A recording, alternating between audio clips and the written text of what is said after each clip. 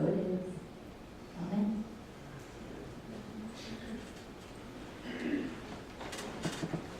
The power moment. Let there be light. Sorry.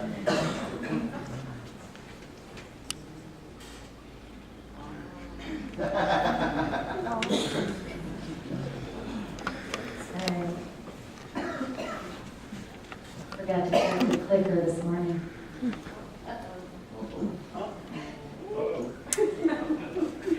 Where did it go?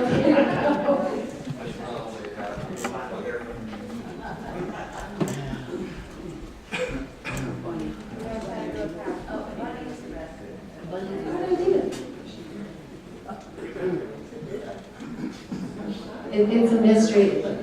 Tom, who always asks a lot of questions when he was in grade school, the teacher said there are three divine persons in the one God. And of course, Tom raises his hand because he's always asking questions. And he said, well, Father, I don't understand. How could there be three persons in the one God? He said, well, you're not supposed to understand. It's a mystery now, isn't it? So that's what we just experienced here today. And while he's finishing that, how about? I'm Kate Richter. I'm one of the board members, and I would like Tom to come up, and if we can just do our blessing while we have a few minutes here. Can we do our blessing for these folks as they head on to their next phase of their journey? We know that they'll always be in our hearts, and we're in theirs, and we will see them. We love you. We bless you. We appreciate you. We behold the Christ in you, and we love you exactly the way you are.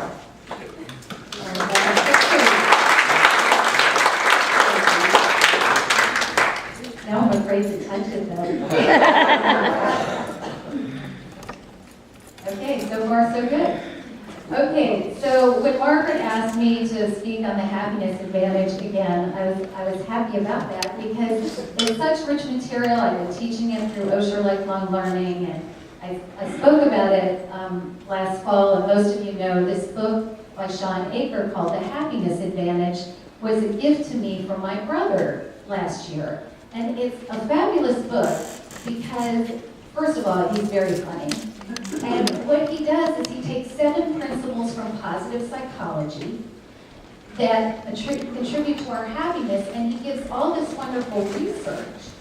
But he also gives you how to cultivate the habit of using that principle of psychology to increase your happiness. Because although most of us have kind of a happiness set point that we go back to, we can always raise that. So this afternoon from 1 to 3, that's what we'll be talking about, is those 7 principles and the habits that we can cultivate. However, I shifted gears a little bit with my talk because of this. Oops. This was an ad in Oprah magazine for this perfume called La Vie Est Belle. And this is what it said on the ad. Life is beautiful. Choose your own path to happiness. I thought, what a fabulous ad.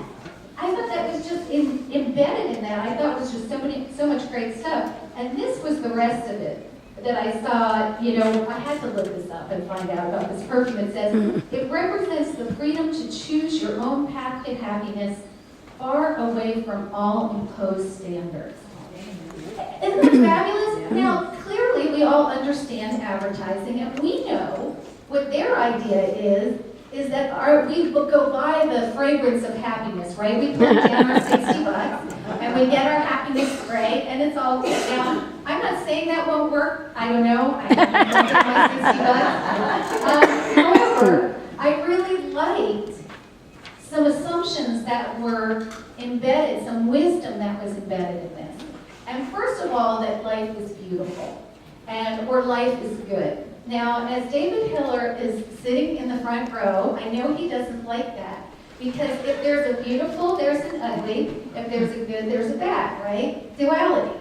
So we could just drop the beautiful or the good and just really look at that, though. Life is. How often in our rushing, our doing, do we forget what a gift it is to just have our life, have this breath, have this next moment, the power in that. And then the power of choice. Choose your own path to happiness. The power in our choices. Because we can always choose what we focus on. Like I was talking with the kids, sometimes our friends give us a little ajna. Do we hit that one key and focus on that? Or do we focus on the other good things about people in our life? Do we focus on what's working? Or do we choose to focus on what's not? The choice of the stories we tell ourselves and others is a very, very powerful choice. And here's some quotes that I like. Many of you may have read the book Man's Search for Meaning by Viktor Frankl. And I used to volunteer in Denver at a women's prison where we would teach the women about how to make better choices. And we used to use some of Frankl's work. And I like this. Everything can be taken from a man but one thing. The last of the human freedoms, to choose one's attitude in any given set of circumstances. To choose one's own way. The power of choice. And then this, between stimulus and response, there is a space. In that space is our power to choose our response.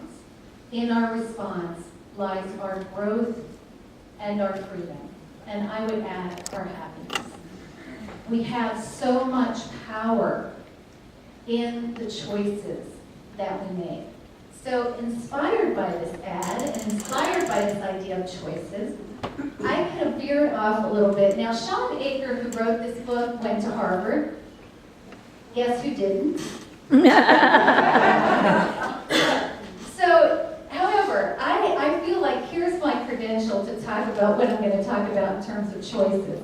I was a miserably unhappy person for many years of my life, to the point where I almost took my own life. And Frank Simonetti, God bless him, who I knew in college, kind of veered me off that course, but hey, that's another story for another time. But I just tell you that to say, somebody said to me, have you always been this perky? I'm like, who are you talking to? Because I was so used to this other mindset. But I got to a place in my life that I just said, you know what, I'm tired of listening to the whine. I'm tired of being unhappy. I'm just tired of it. So I'm going to do something different. I'm going to choose a different path. And so I started going to religious science, and like we've all done, read the books, heard the lectures, done all that. And so as I was reflecting on this, I thought, what were really the powerful choices that I made that helped me turn that unhappiness ship around? And these were the ones that I came up with in reflecting, the ones that made the most difference to me. And I just ask you to think, these may not be yours, but as I'm talking about what this was for me, I ask you to look and the changes you've made in a positive direction. What were the choices that you made that made the most difference to you? So the first one was taking 100% responsibility. Not my favorite one, I must say, because I had elevated being a victim to a high art form. And so I'm listening to one of my personal growth tapes, I'm on my little elliptical and I'm listening. And it was some personal growth guru, and honestly I don't remember who it was, but I remember what he said. He said, no matter what happens in your life, say, I am responsible. Well, do you know what happens when you're on like the and you stop walking? Kind of looks like on the Jetsons. I almost fell off because I stopped. Because in my head, I was thinking, oh, what do you mean? Everything. But what about what this person did? I mean, all my what ifs. So fortunately, I got going again. But it was just such a stunning concept to me. How could I say that? At that point in my life, that was completely something that I just could not grasp. And I gotta tell you, sometimes even now, not my favorite thing. I usually get back to it. Sometimes there's some kicking and screaming. But that was really the most powerful choice that I made, was to take responsibility for myself, my perceptions, my stories. Oh, am I a good storyteller? You know how Frankl says between stimulus and response? Well, there's a stimulus. Something happens in the outside world. In that place before the response, ooh, can I make up a story? So I learned to manage that a little better. So that was my first one. Second one was gratitude. I know we talk about that a lot here, but when you're used to whining about just about everything, to be grateful, to cultivate a gratitude practice made a difference. And forgiveness, which I feel like I got a master's degree while here in South Carolina. So because I'm a coach, I had to have questions for each of these. So for the taking responsibility, the question is, how can I take 100% responsibility for my life, no matter what happens? How can I do that? Now the second one was gratitude, and sometimes I'm really touched when I find old gratitude journals, because I had all these little notebooks, and I look at kind of my early stuff that I wrote, and it was like, oh, I was really grasping at straws. It looked really nice when I saw that little drop of water on that leaf. Yeah, I'm grateful that I saw that. And I was always struggling with money. It's like I had $2 that wasn't accounted for, and I bought myself an ice cream. So, yeah, I'm grateful for that today. I mean, that's the kind of stuff I found in my little journal. And it just was, it took a lot. It was a practice. It was, to become habitual in doing that. And I heard something wonderful recently about gratitude. How many of you saw the movie Patch Adams with Robin Williams? It's kind of an older movie. Well, it's based on a real person's life. Patch Adams is a doctor, and kind of the short story is he uses humor in his medical practice. And I saw like a TEDx talk on him that he was giving, and I had never seen or heard the real Patch Adams. And it surprised me because he talked about at 18, he was hospitalized 3 times for wanting to take his own life, which kind of got my attention. I thought, yeah, I know that one. And he said, here's the reason, though, that he wanted to kill himself, was because he did not want to live in a world of such injustice and people being cruel to each other and violence. He just didn't want to live in a world like that. So the 3rd time he was hospitalized, he got that he could make a different choice. He didn't have to take his life. He could start a revolution. And he decided to start a revolution of loving. And here's the question. I can't believe this 18-year-old kid asked himself this question. How can I, in every single waking moment, be an instrument for peace and justice and care? And his answer to that was to be happy in every moment.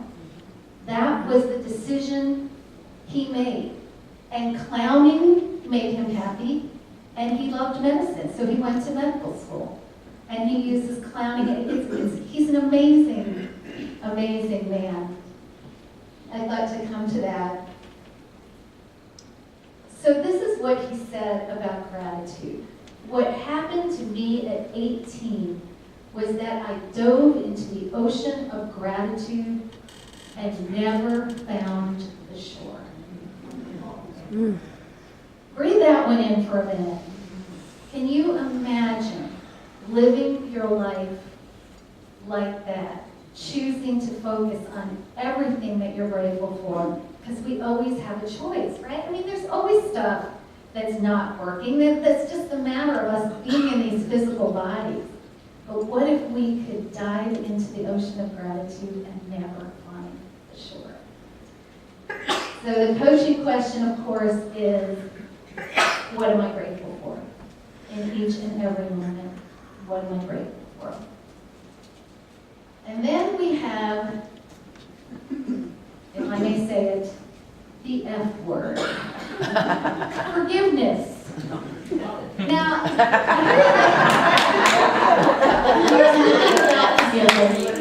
all right, clean it up, everybody.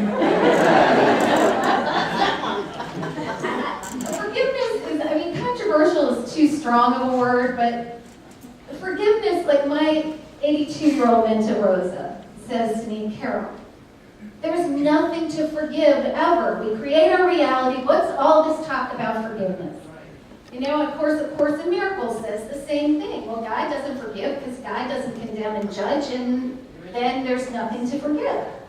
Okay, I get that from about here. Then, on the other hand, we have my friend Steve, who's an artist, who made himself a bumper sticker that said, "It all seems so real."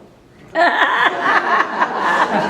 want that. So, as I was reflecting on my journey to be a happier individual, I realized that eventually I arrived home at that spot that I'm responsible, that the only person to forgive it is myself.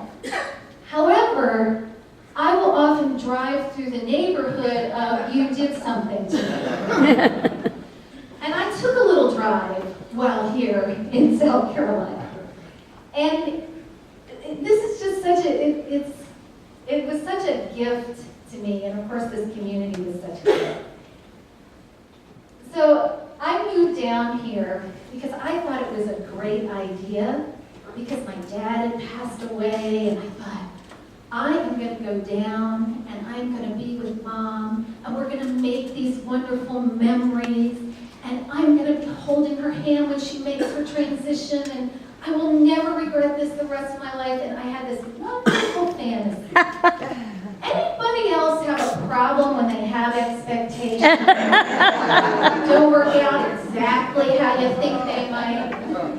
To give you the Cliff Notes version, because frankly, we just don't have time for the longer version. Sadly, many of you have listened to the longer version.